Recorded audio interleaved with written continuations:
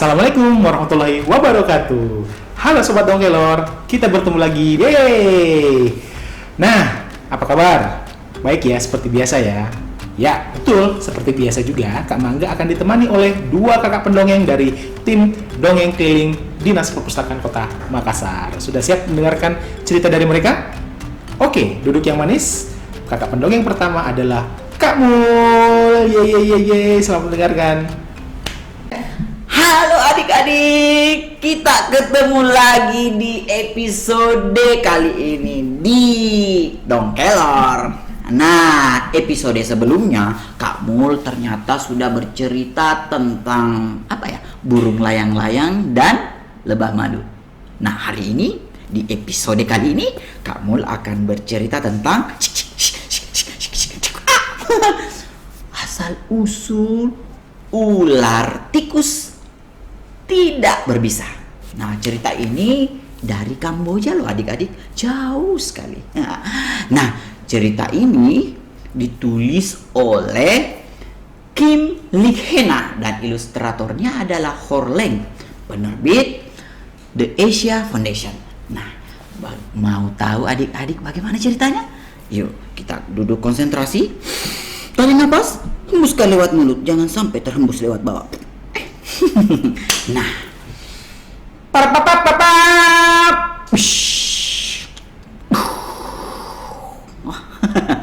di suatu desa terpencil di Kamboja, hiduplah seorang pemudi yang cantik jelita dan seorang pemuda yang tampan mempesona. Kayak kamu ya.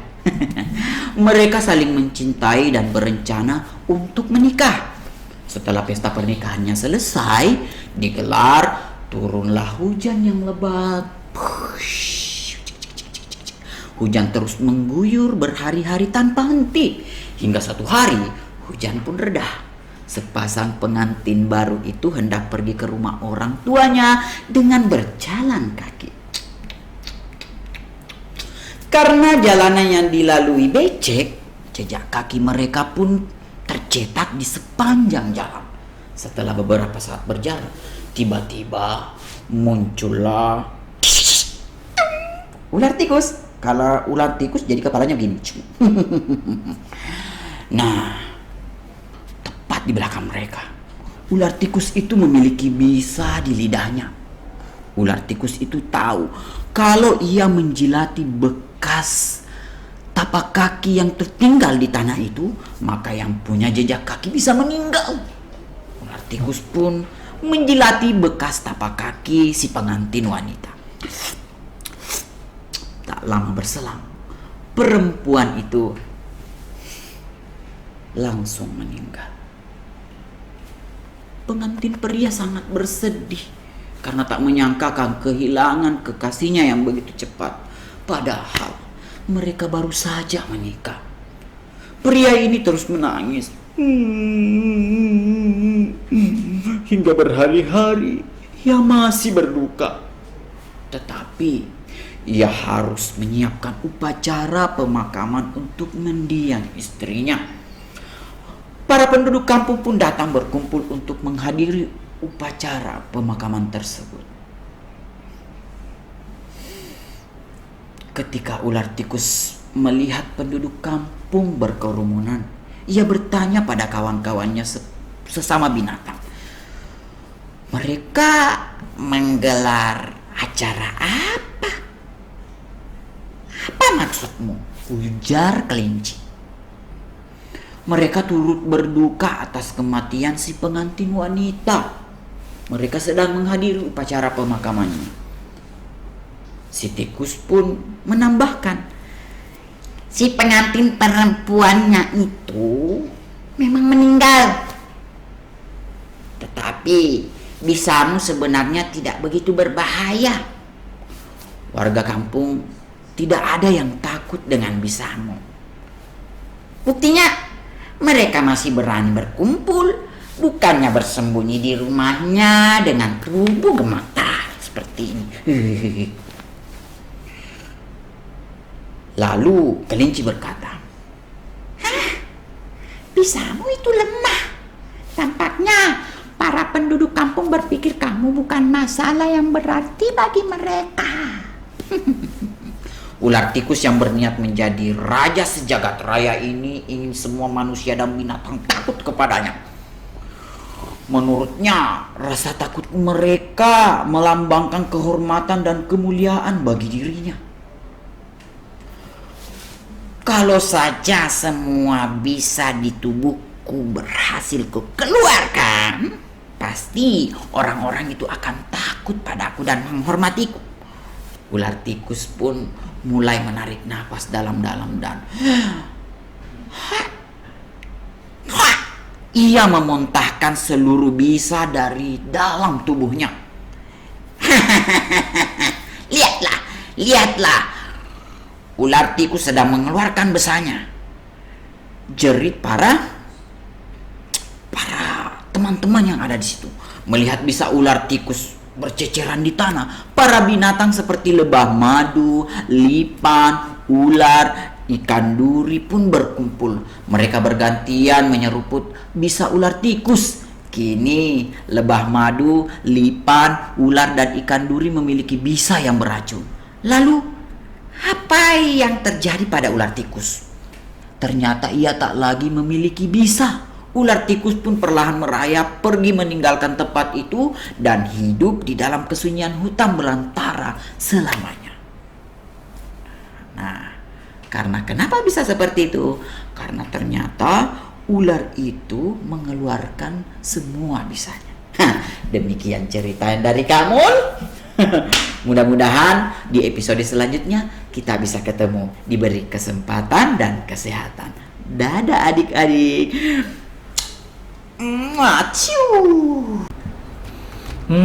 Gitu ceritanya. Kenapa ular tikus sampai sekarang tidak lagi berbisa? Ya. Seru ya teman-teman ya. Oh iya. Baik, kakak akan panggilkan pendongeng selanjutnya. Ada Kak Upgar. Selamat menyaksikan. Adik-adik sekalian, kembali kita menyaksikan Dongkelor pada pagi hari ini. Saya Kak Upgar akan menyampaikan atau menceritakan satu judul, yakni Raja M. Kolo Kolo. Penulisnya adalah N. Malasa, ilustrator Fusi Malindi, dan penerbit adalah The Asia Foundation. Raja M. Kolo Kolo adalah seorang lelaki yang kaya. Dia memiliki semua yang diinginkan hatinya, tetapi dia tidak bahagia. Dia khawatir tentang bangsanya. Orang-orang di desanya yang bekerja di ladang mulai menghilang. Raja takut ular M. Kolo Kolo kembali. Dia mengumumkan sebuah pertemuan desa. Dia memanggil para kakek dan nenek, ibu dan ayah, dan anak laki-laki dan perempuan. Semua orang datang untuk mendengar apa yang dia katakan. "Aku akan menangkap ular itu," teriak seorang pria di kerumunan. Namanya Selo. Dan di sebelahnya ada anjing besarnya. Selo dan anjingnya pergi ke ladang. Mereka tidak pernah kembali. Yang kedua, beberapa hari kemudian, seorang petani bernama Cuma tiba di Keral. Raja dengan sangkar besar. "Aku akan menangkap ular itu," dia memberitahu raja dengan percaya diri.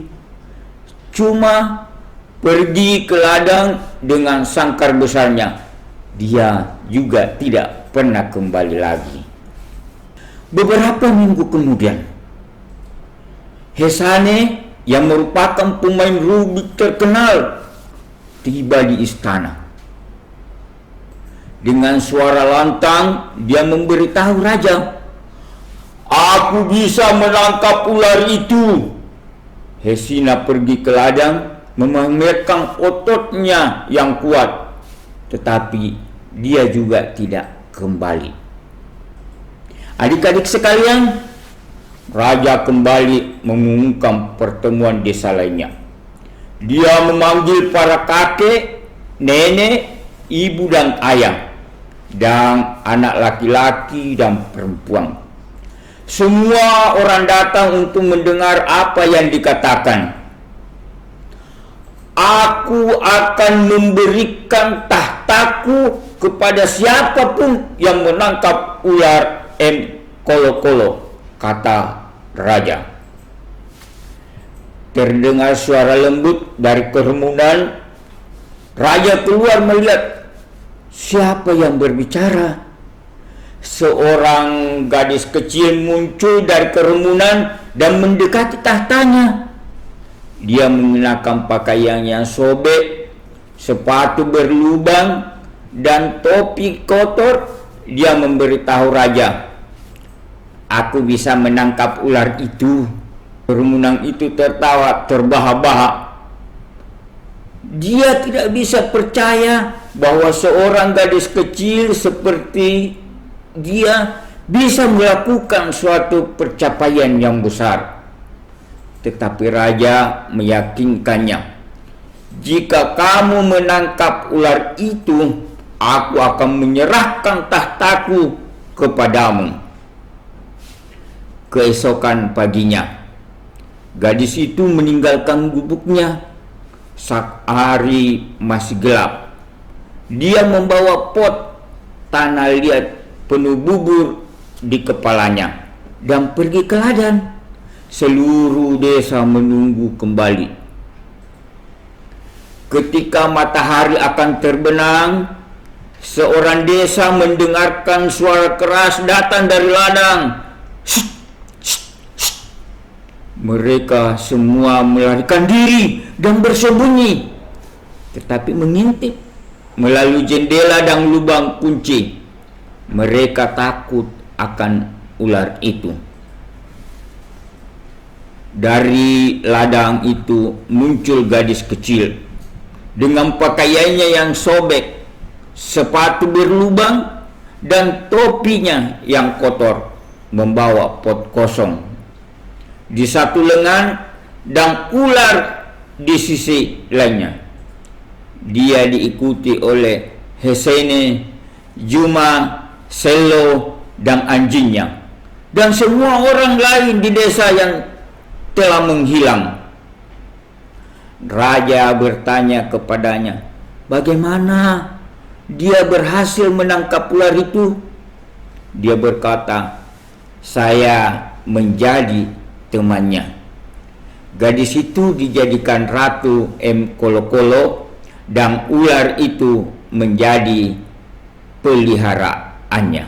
Adik-adik sekalian, itulah perjalanan daripada cerita kita, yakni Raja Kolo-Kolo. Mudah-mudahan cerita ini bisa menginspirasi bagi kita dan nantinya kita akan ketemu kembali. Assalamualaikum warahmatullahi wabarakatuh. Wah, keren. Ternyata Raja Kolo-Kolo sangat peduli ya dengan rakyatnya. Oh, untung aja. Syukurlah Kak Mangga ikut bahagia karena akhirnya happy ending. Oke, sudah 2 cerita dan seperti biasanya kita sudah ada di ujung acara. Kak Mangga mau pamit ya, sampai ketemu lagi di episode yang akan datang. Tapi Kak Mangga mau ingatin, cerita-cerita tadi kalian bisa baca di www.letsread.org. Dan ada hadiah menarik buat kalian yang punya komentar terbaik. Jadi tinggalkan komentar kamu di bawah. Sampai ketemu lagi. Dadah. Assalamualaikum warahmatullahi wabarakatuh.